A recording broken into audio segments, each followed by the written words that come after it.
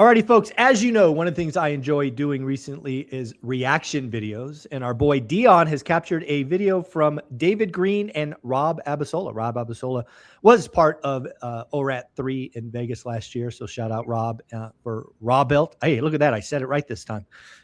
We're going to talk about one of the key pillars of their pyramid strategy. So Dion, why don't you set this up for us and let me know when you're ready and I'll hit play or I'll change screens.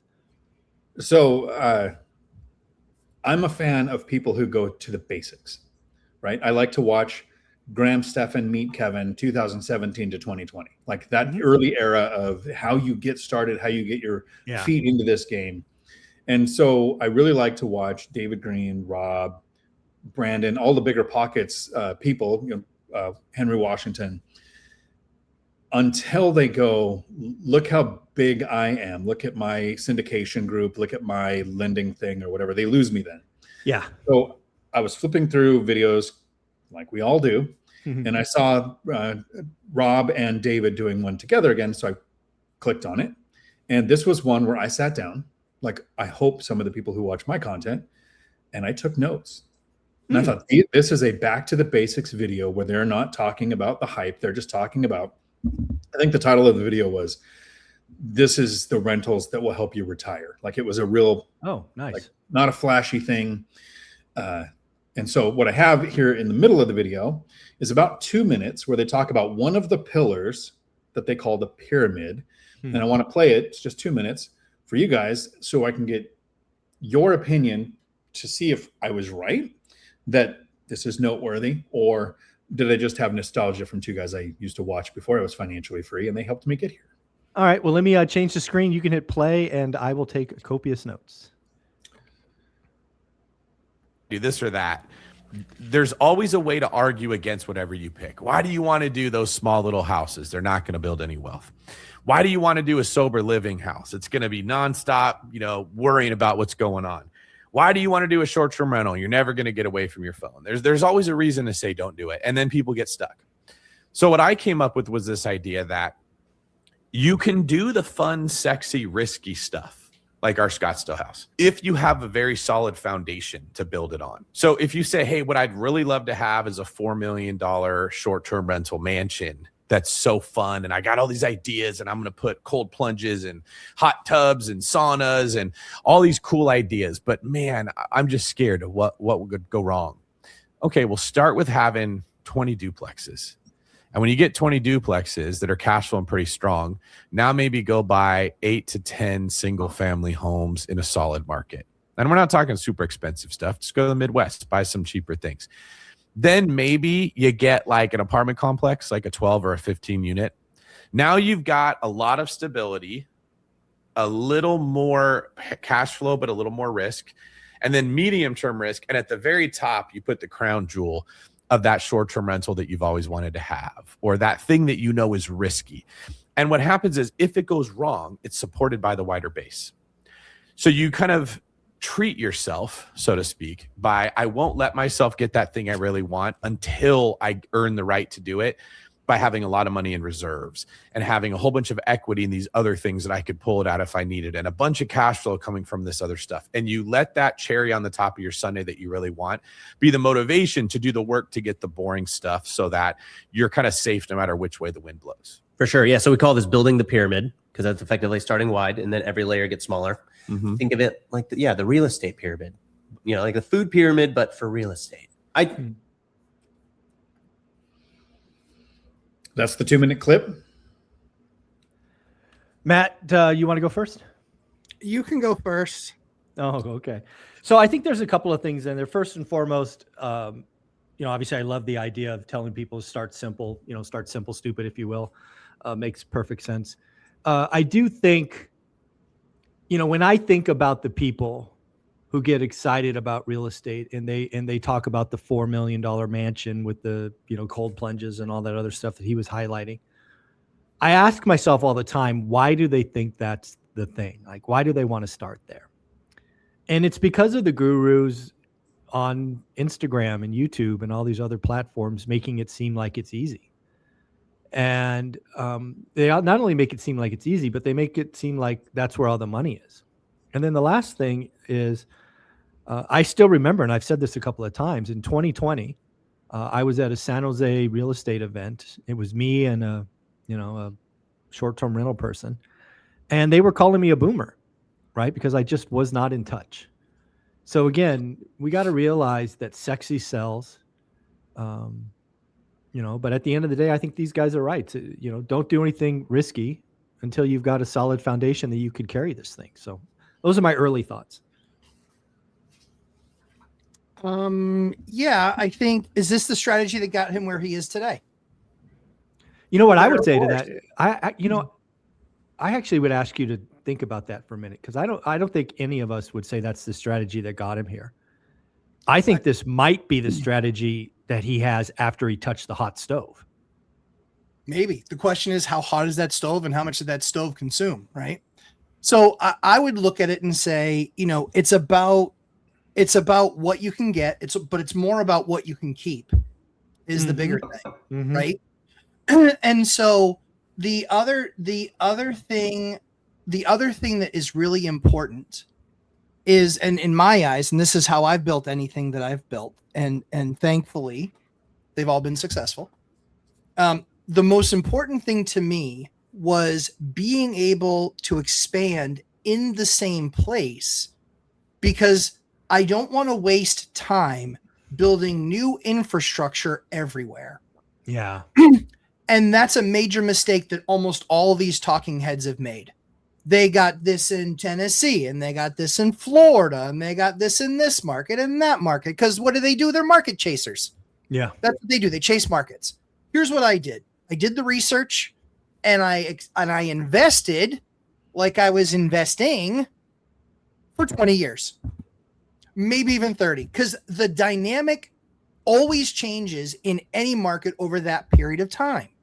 But when you make that investment it's not just money, it's time, it's figuring out the things that other people don't know to create advantages. Dion's going to do that in Texas. I will not ask Dion's opinion on anything in Texas for at least 2 or 3 years. Right. Because he's going to be going through it and learning it and understanding what exactly it takes. The other issue too is that their model doesn't feed itself, and the best businesses feed themselves. And what I mean by that is, I was targeting a certain segment of the market. I got better and I got elite at student housing. I made millions of dollars on student housing, not building new, but rehabbing existing with high density. I did that. That worked really well. What was my next move? It wasn't, what other market in the country can I find that I can try and replicate that in? That's a much harder lift. Why are we going to the hard one? It's much easier to say, what natural action am I getting off of that asset? Well, you know what natural action I was getting? When people would graduate, or when people were finally through their master's program, when they would explain what that was to me, I would then figure out and say, hey, wait a second. I've got 4 people leaving. 3 of them asked me for references. I have nowhere for them to go. This is stupid.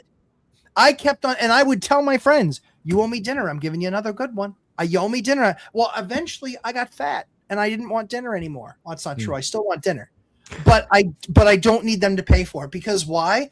I started buying dupes and singles, and I started getting people moving into those units. And so what did I do? I created my own minor league farm system.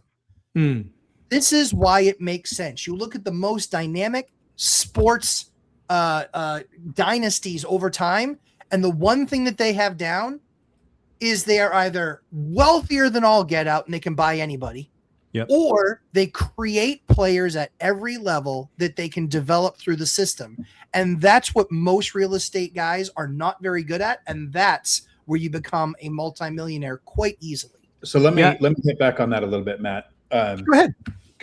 Agreeing with you, but pointing out how you are agreeing with David Greene and Rob.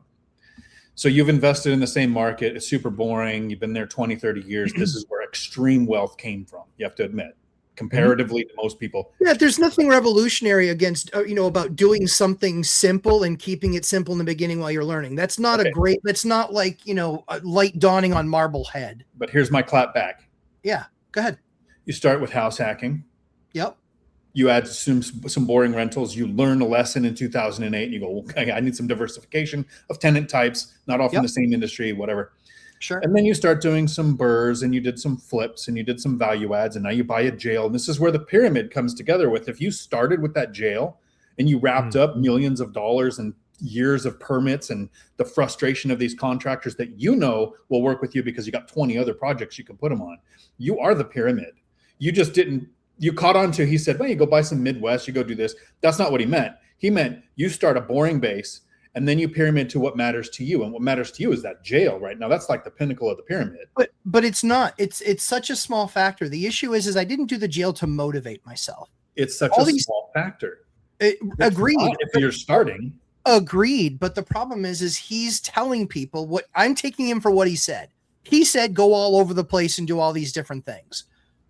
I disagree. I think I've stayed simple throughout the process. I've stayed local. I've continued to use the same infrastructure. So maybe he's talking to the Millennial Mikes of the world who went to the Midwest to invest. Right. But Millennial Mike didn't keep on investing in Seattle. Millennial Mike moved all of his investment operations to one place. This is what's sinking David Greene. Let's just be honest. This is what's sinking the guy. What's sinking the guy is that he's all over the country and he's not in one single market. If he were in one market, God bless Brandon Turner. He didn't think his business was going that well. So he got his ass on a plane and that's a guy I can back because he got his ass on a plane and he went to Houston and he's trying to fix the problems on a daily basis. Where would David Greene like to go? Which of his 19 destinations or 7 destinations, which of his destinations want to go? When we talk to people about getting diversified, it's diversification in assets where you already have your base. It's not, let's start looking at all these other places around the country where I might be able to get 3 percentage points more return. That is a fool's errand, and more people blow up that way than get successful that way. And that's why David's wrong. Yeah, so I'm going to split the difference because, again, I like the pyramid concept because it delays the risk, what I would call the risky play. In this case, we're talking about a $4 million short-term rental. But I got to agree with Matt on the fact that where I see a lot of people go wrong, even in my community, so this isn't even about David Greene, this is about people in my community, they chase markets. And if you are chasing markets, and you are chasing different things, your idiot tax is quadrupled because now you have the idiot tax of a new area and you have an idiot tax of a new asset. And, I don't get it. And then the other thing that really bothers me about this strategy is, let's just go back to the example. I think the example was you have 20 duplexes and then you buy 20 homes and then you go do this other thing. If you are printing cash flow with duplexes, why the hell would you change? I mean, I have done 15 or 20 portfolio reviews of people in my community. And about 75% of them at some point made a right turn because they were bored. And that right turn cost them money. Cost them money, cost them time, cost them stress. It's like, guys, you found this little hole in your market. Not only did you have a proof of concept, you had 7 repeatable swings at this and you crushed every time. Why don't you do that in 8th and a 9th time? Well, Michael, I was bored. Fucking who cares if you're bored? You're making money. What are you doing? Like, stop it. So there's my rant. I'm still a fan of the pyramid because it puts that warning out there that you don't start with a jail. You don't start with my burr that I didn't do until after retiring, like completely time freedom, self-funded, didn't have hard money, no timeline. That was my point is, if you watch the videos and they talk about, here's the markets you could do, here's the strategies that you could do. Another video they did was how you can take the cash flow for stability and the appreciation for wealth. And it was just like, all of these different concepts. Certain people way into investing can benefit from those ideas, but people need to hear, get 20 duplexes. It's super boring. Once you're there, now you have time freedom. You go and you put 1% of your net worth into Bitcoin because who cares if you lose it all? Yeah. Our friends, Alex and Jill, they are investing for years. They've been together 10 years. They recently get married. He just closed on a new duplex, 2 duplexes, sorry, 4plex, Yeah, one fourplex. Yeah. just closed a couple days ago. They're killing it, right? To get one of the things that is getting Jill interested in real estate is she wants to decorate a higher end Airbnb in a higher end market. Now, in the beginning, the first 5 to 10 years of their investing, that is a blow up in your face, terrible strategy where you're just going to throw money away. With the base that they have, the boring, stupid rentals, but to get your spouse on board, if this is the thing that interests them and that's going to get them in. Now, if he does it and it blows up in their face, you nailed it, Zuber. Cost them time, cost them money. Didn't add 20 years to their working until you die strategy. So that's the pyramid. The concept, and like we can straw man and go, okay, well, the pyramid's bad if you mix in all these other markets. That wasn't the point they were making. Yeah. The point they were making was get a solid base before you experiment with anything. And I think all three of us have done that. Any successful real estate investor's done that. Like, Correct. That's not a revelation. They didn't bring to us manna from heaven. That is not fair. That is Well, not, it is because what they're talking about is blocking and tackling. That's what that's all they're talking blocking about. and tackling is not sexy. Yes, we all know it's foundational. I understand, but that's it doesn't what wins get the clicks. game. It doesn't get views. So the more I get it. opportunity that big names like these guys have, saying blocking and tackling is the right way to go, we should all be screaming that instead of talking about this pickleball court and mini golf and all this other fucking crap that gets more views. We need more people willing to talk blocking and tackling, and they should be applauded for that. Don't disagree. I've been talking blocking and tackling for 6 years. That's the point. But the issue is that he didn't do blocking and tackling. That's the issue. He didn't block and tackle. He went around and created all these other strategies all over the country, opening all these other businesses that are now an anchor for him. That's the point. So how you accomplish the pyramid matters. How you get there matters. I don't want people to blow up. And I recognize the same thing that you see in your reviews. People want to do something different. Yeah, I get it. You get to do something different whenever you want because it's your money. Correct. But let's not talk blocking and tackling because 20 duplexes, 40 duplexes, whatever the number is, most people aren't getting there. So most people own fewer than 10 rentals. Sure. Right? And so do those in the same market. Do the thing that consistently just makes you money, right? That's what we're looking for. We're not looking for, you want to go be a superpreneur, go be a superpreneur. The problem is that everybody just says, Cody Sanchez, just open up a business. Yeah, there's a reason why most businesses fail because most people suck at running a business and they should only ever be employees because that's what they were trained to do for 20 years. So all I'm saying is that the devil is in the details. Blocking and tackling should always be talked about. But deviation from that, when you're blowing up, and it's because you're in different markets, I think it's important. Most people don't know that. And I think that's important that they understand why somebody might be giving this advice, because I agree with you. I think that he's changed his mind. He's giving this advice now because he burned his hand. But then he still goes off script and says, still take it other places, still get diversified in these other places. That's going to blow up every single person every single time unless you have a machine that prints. Dion, bring us home. I want to know in the comments, are you building a pyramid? Are you going to be in too many markets chasing too many rabbits? Or can you handle being boring? Because the investing has to be boring for your life to be exciting. Oh, say that again. The investing has to be boring for your life to be exciting. That needs to be on a t-shirt. Thanks, guys.